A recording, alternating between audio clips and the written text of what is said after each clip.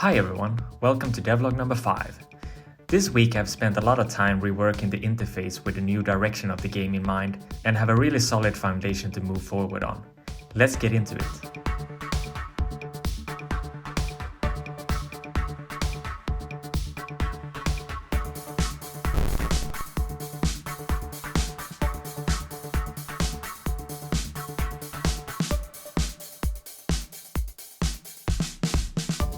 Like I said in the intro, last week was a pretty significant week for the game's direction, and this week I had to fully conceptualize it. As I've been harping on in the earlier devlogs, the UI was never final, but a way to test out the gameplay. Now that I know what that is going to be, I can put more time and effort into the visuals.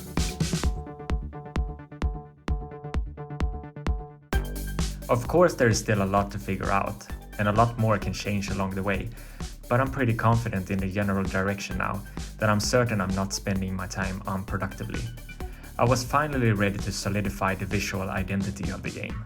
The way I approach design is to build the UI to be very flexible and scalable, so it can be expanded on with new ideas and not have to be rebuilt as soon as I scrap a concept or rework a feature.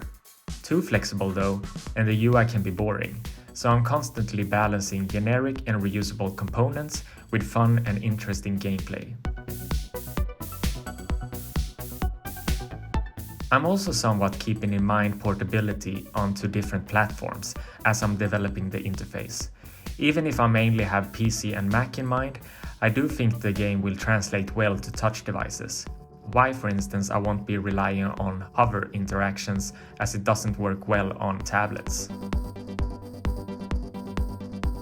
I focused on designing every possible state of the game this time around, trying to think of every scenario so I don't end up with limitation in the UI. I also often ran the interaction design by my wife, giving me a lot of useful input on the UX I hadn't thought of. Eventually, I had come to a point where I felt happy with the design.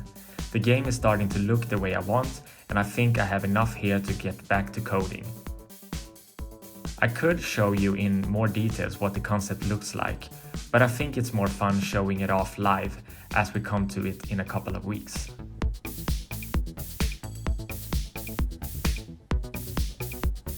I took all the concepts and broke them into different milestones and subtasks that I put into Trello. Finally, I had a good idea what the plan was, instead of working a bit aimlessly as I had done before. I often find it hard in the early stages of a project to stick closely to Trello, since there is so much unknowns and so much to do. That's when I really appreciate this stage of development, where I can visualize exactly what needs to be done and be very focused on the tasks at hand. Since coming back to Godot after a few days break of just focusing on the conceptualizing, I noticed how much I had gotten used to Godot. When I started this project, I was completely new to it, so a lot of time was spent in the beginning just learning the ropes.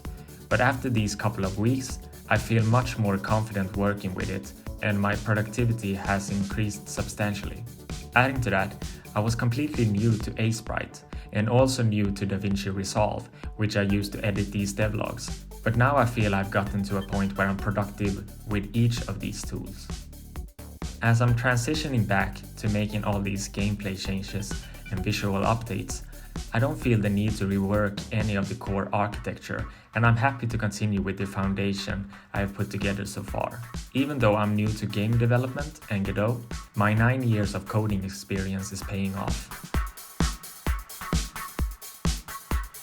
So at the end of the week I had implemented the new HUD, a map toolbar, the tab interface pattern, and card interface pattern. More to come next week, as I will completely focus on realizing the concept.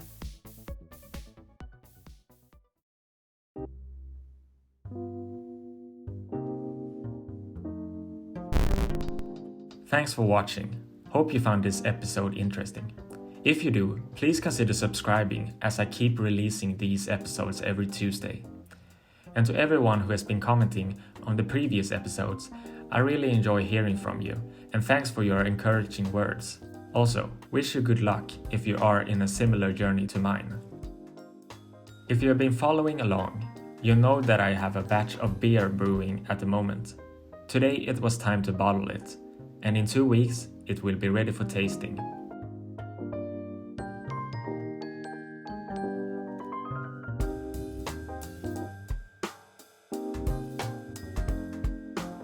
As my movie recommendation segment continues, I want to mention Ford v Ferrari, which I saw this week.